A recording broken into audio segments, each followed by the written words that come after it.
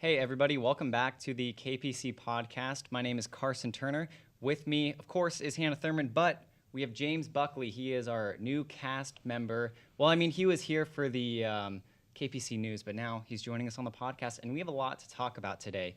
We're back for the fall semester, and we're going to be talking about the Manafort Cohen case, giving a little bit of insight on the Mollie Tibbetts incident, and just other stuff that's been happening. So let's go ahead and get started. Who's got the first story?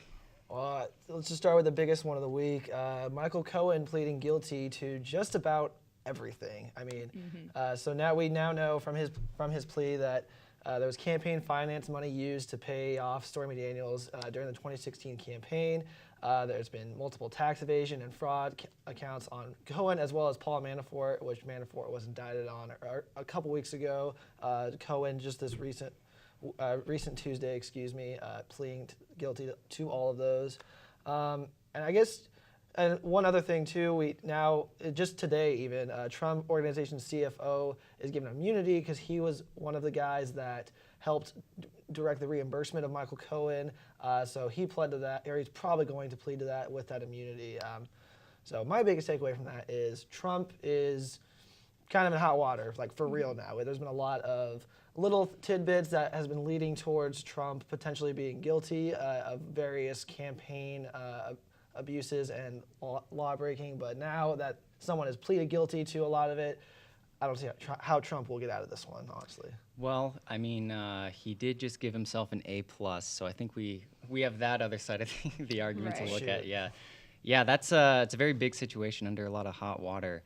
I feel like right now it's early in the investigation before there's any final conclusions that can be made, but I don't know. I mean, what's also I kind of need to think about is the idea of a politician using money to do bad things. I mean, who's heard of that before? Right. You know, like Clinton used finances for like hush money for Monica Lewinsky. So it's like this isn't the first instance this has ever happened, but Clinton did get impeached. So what's going to happen?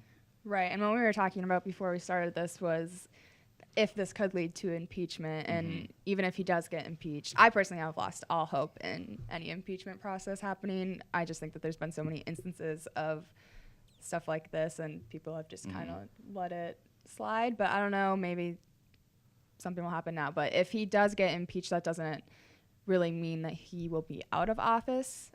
He needs to go through the legislative body, I think that's what it was. Yeah, it'll be articles of impeachment, should they come out, will be from the House of Representatives, and then they'll have Senate hearings and things like that. But any type of stuff like that is just very early on right now. I mean, they haven't given out any punishments for Cohen. We just know the information that Cohen pled to, so we have to go through that process. And then, I mean, obviously Democrats, if not Republicans first, will be more than likely trying to drop articles of impeachment once all of this gets sorted out and punishments are dealt out to the right parties. But even then, it's still a long process to go through. You have multiple hearings, as well as Trump, who will more than likely resist should this come about.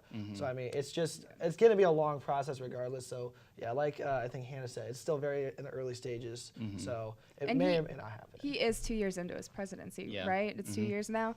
And so, 2 years left, I don't see it happening personally. Yeah, and well, you kind of mentioned something about a lot of other people crying impeachment or crying wolf. I mean, I remember beginning of last year, the whole Russia thing, like, oh, Donald Trump Jr. emailed this person, he's collusion confirmed, impeachment's happening now. I just think there's been too many times where they've tried to call it, where it's like when I heard about this case, I was like, I mean, I don't really care. Because, I mean, this has been happening since Trump's been in office, all these attempts. It's like, is this going to turn into something? Is it not? I mean, this is definitely the most credible, accusation or instance. It's but astounding. Even then, I'm still kind of skeptical as to whether or not he's going to be impeached. But the problem is that he did not have a personally branded mug like we do. So, yeah, we have official KPC mugs now. I don't know how this is going to fit into the rest of the stories we're talking about, but I just feel like we needed to mention it. So, yeah, on this camera, we'll get a close-up over here because it's a really nice camera. Alex Jones has supplements. We just have mugs. So There you go. Yeah. Now we can move on to the next story. Well, actually, I keeping wanted to up piggyback on on this. something that you said about the Clinton and Russia collusion. One of the things I forgot to mention, that Cohen did actually plead to that. There was this meeting in 2016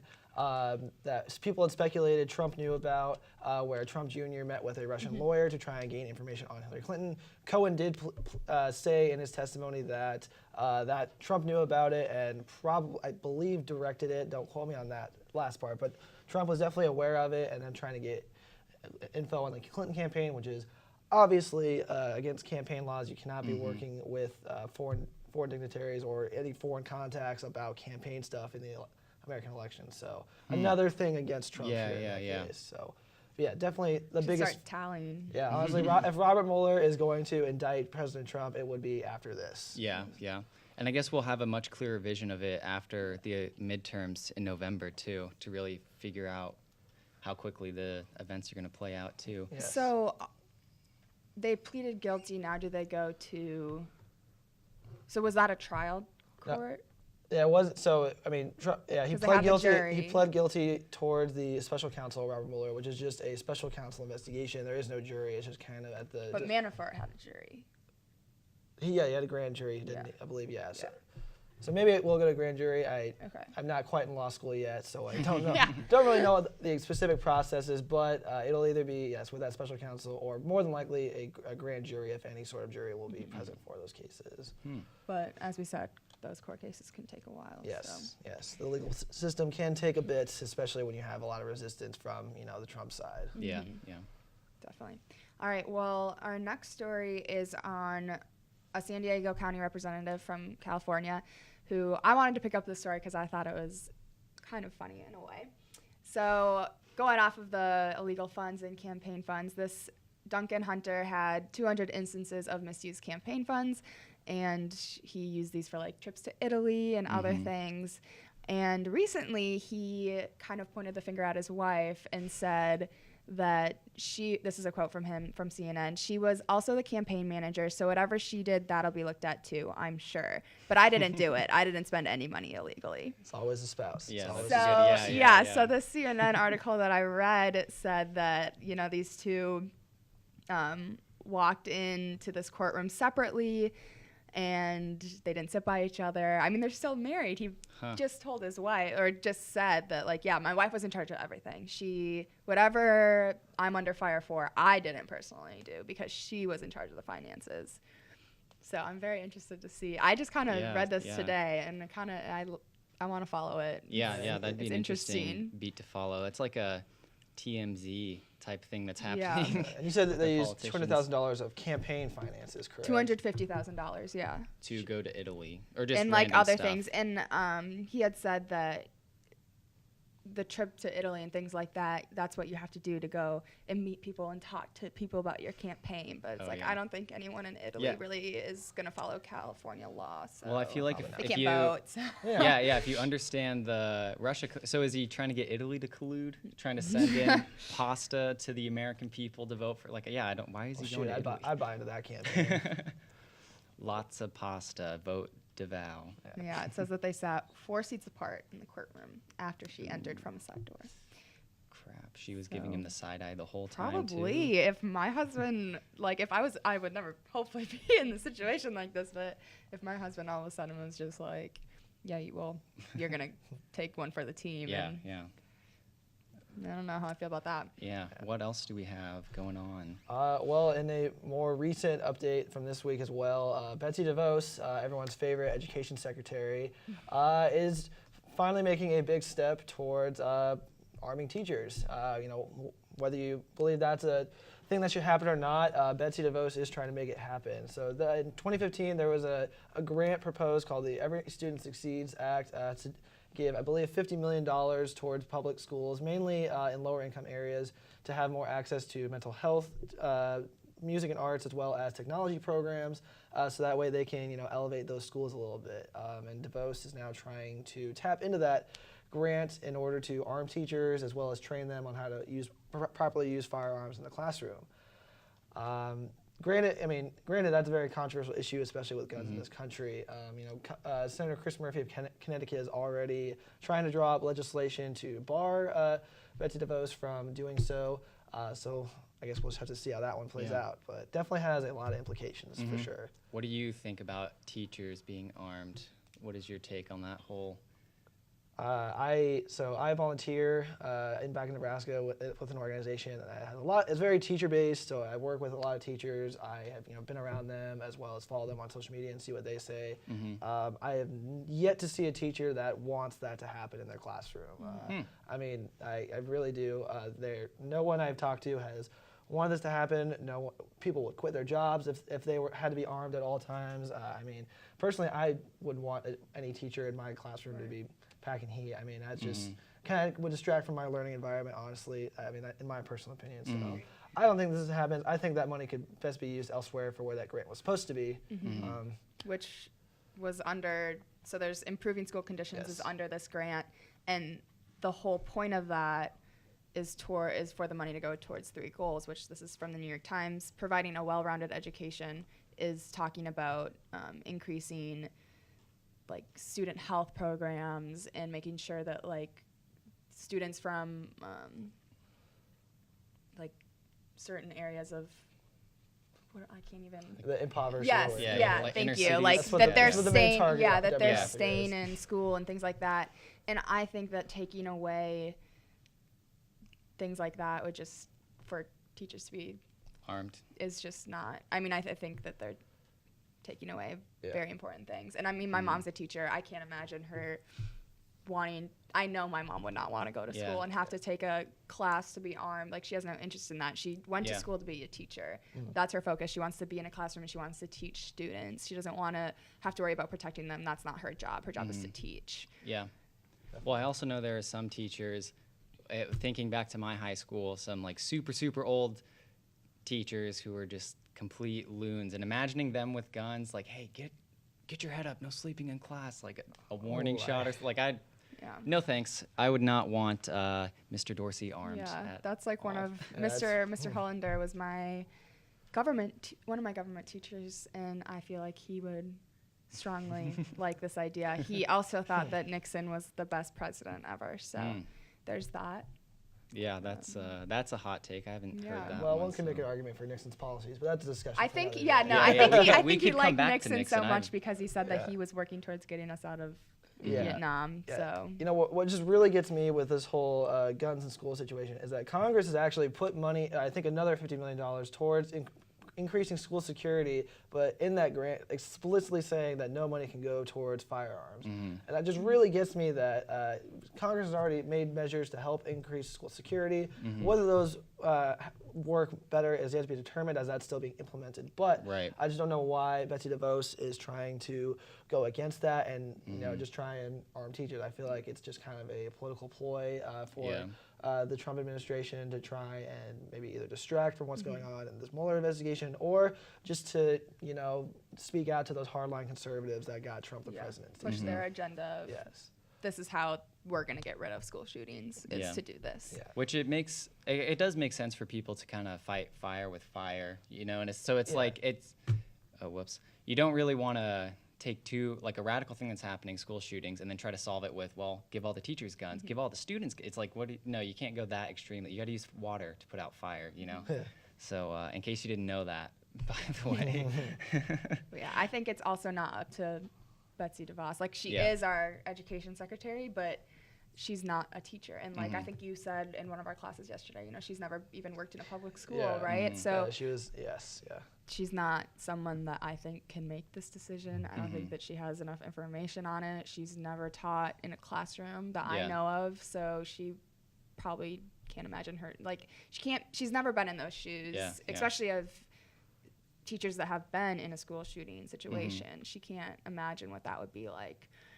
So I think it's kind of interesting that she thinks that she can just 90% of politicians, I feel like they haven't even worked in the shoes that they're advocating for, because you can see just how disconnected some of them are in their political ads. Oh, I'm the average American. Right. Look at me shaking this kid's hand. They tried so hard to connect.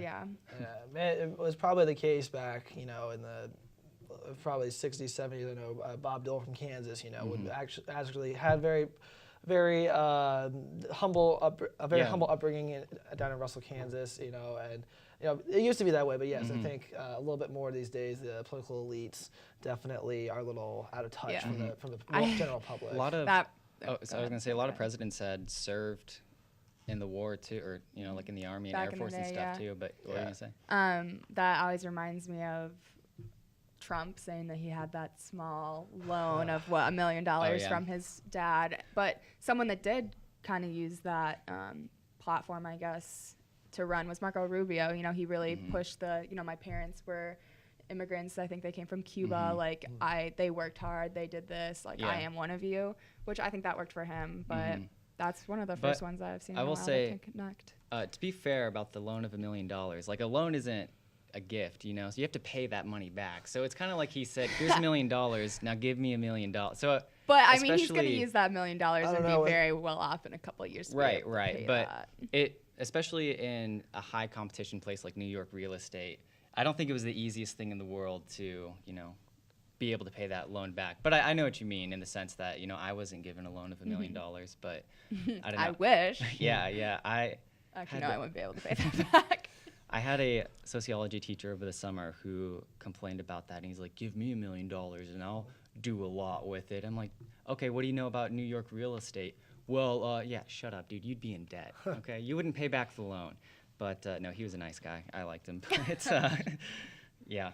Understand that. Okay, what's our next story? Yeah. I think you were gonna add a little preview for yourself. Yes. Well, we'll talk about John McCain, and then we will go into the preview. We'll briefly talk about it. So John McCain is no longer. He's discontinuing treatment for brain cancer, family says. That is a headline from CNN. I didn't just make that up.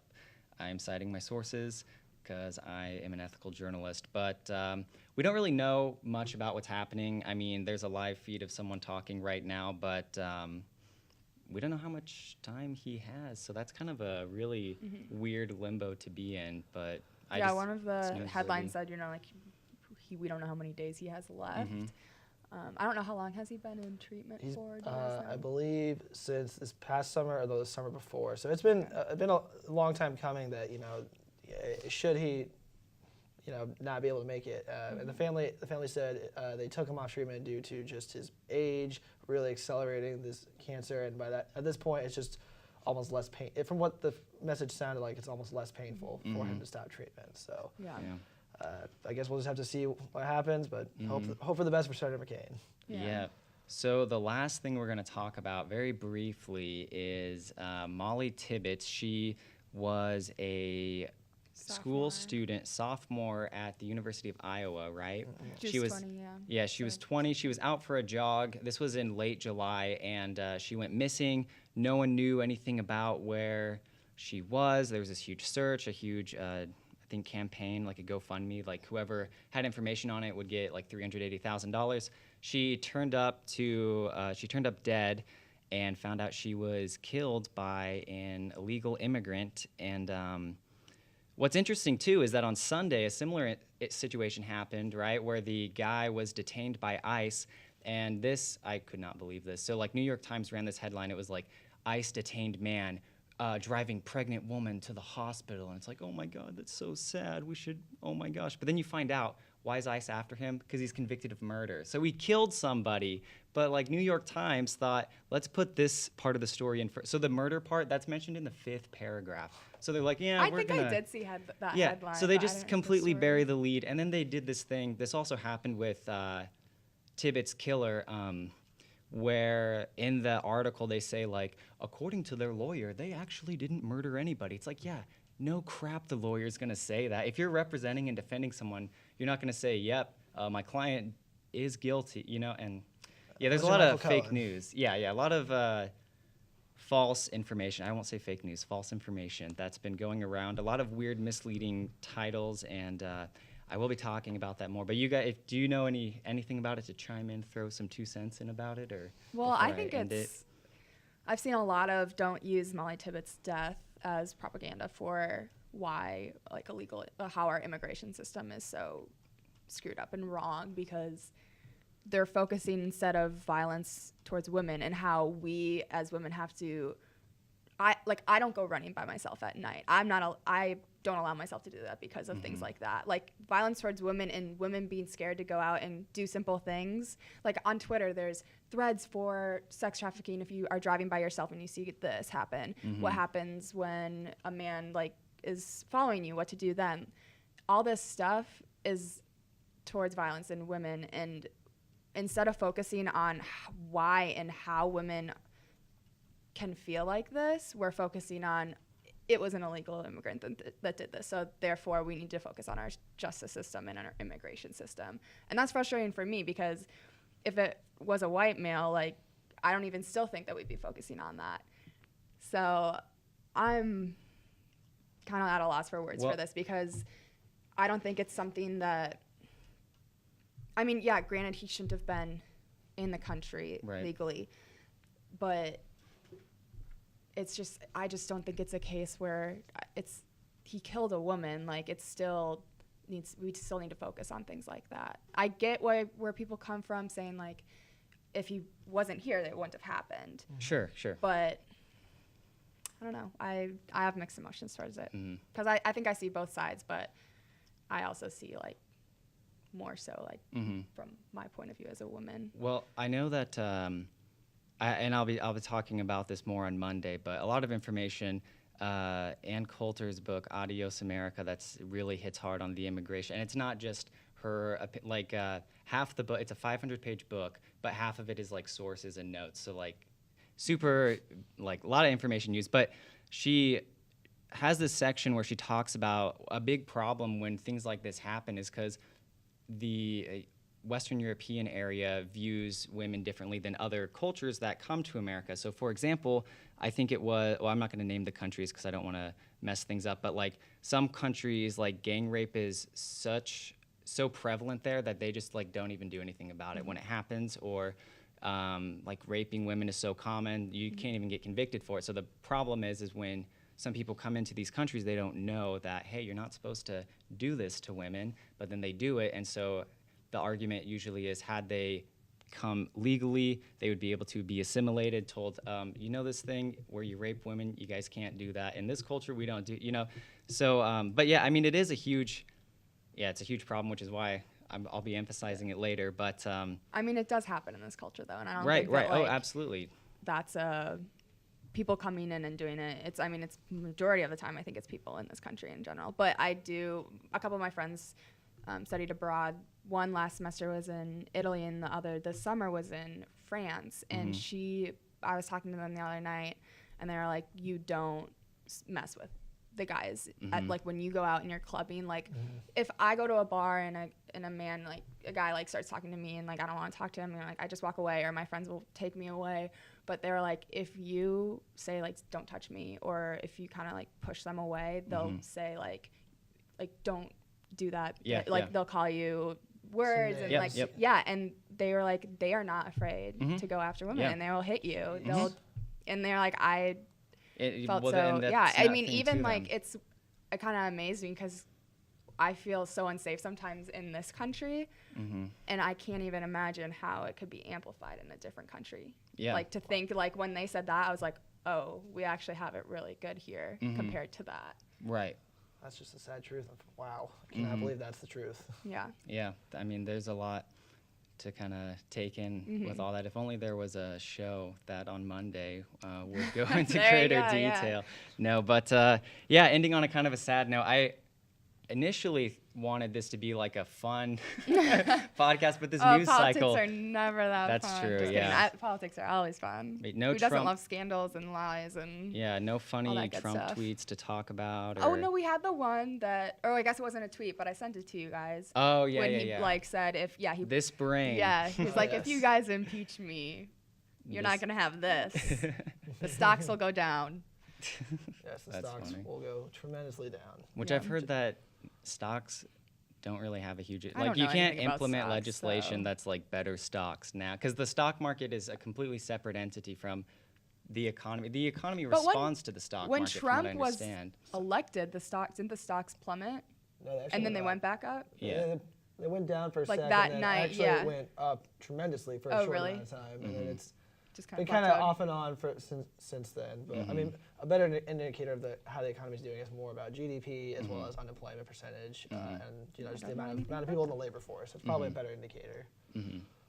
That's kind of like basing your presidency off of the stock market's like basing your presidency off like the lottery numbers or something. Like, oh, my favorite number's 7. That was one of the winning numbers. Great president, or I don't know. But yeah, I think that's all. Any other information? No, yeah, I think that's all we have Those are to. definitely All right. the biggest stories of the week there. Yeah. Well, folks, whichever camera I'm looking at, I don't know which one.